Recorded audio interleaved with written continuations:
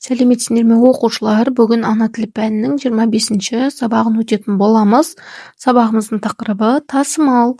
Бірінші жаттығу: өлеңді тыңда. Бесік жыры. Айналайын шырағым, көлге біткен құрағым, жағамдағы құндызым, аспандағы жұлдызым. Әлдей балам, әлдей ай, айналайын балам ай, айналсын сенен анаң ай. Оқушылар, бұл бізге берілген бесік жыры ауыз әдебиетінен алынған. Олай болса, астындағы сұрақтарға бірге жауап берейік.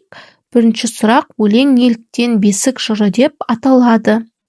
Өйткені бұл өлеңді анасы бесікте жатқан баласын тербетіп ұйықтату үшін баласына арнап айтқан өлеңі.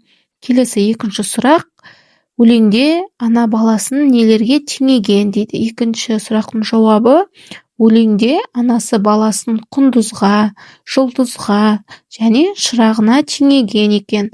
Ал үшінші сұрақ: құрақ, жұлдыз, дала сөздерін жазып, келе жатқан жолға сыймаса, қалай жазасың дейді.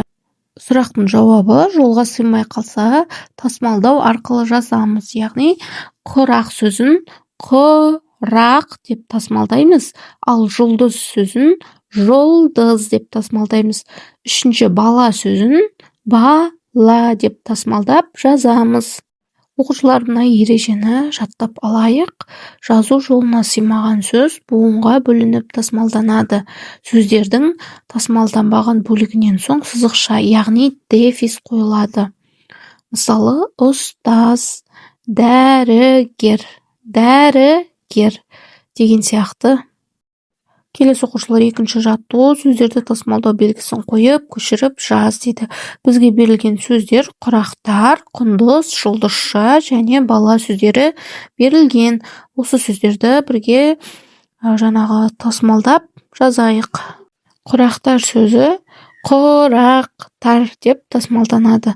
Ал келесі құндыз сөзі құндыз деп тасымалданады.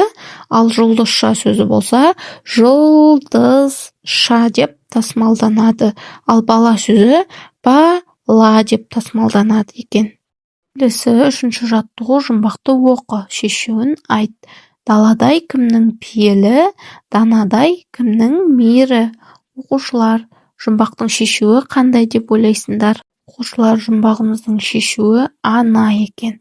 Өйткені ананың пейілі де, мейірімі де даладай кең. Осымен сабағымыздың соңы. Сабақ ұнаса, каналға тіркеліңіздер.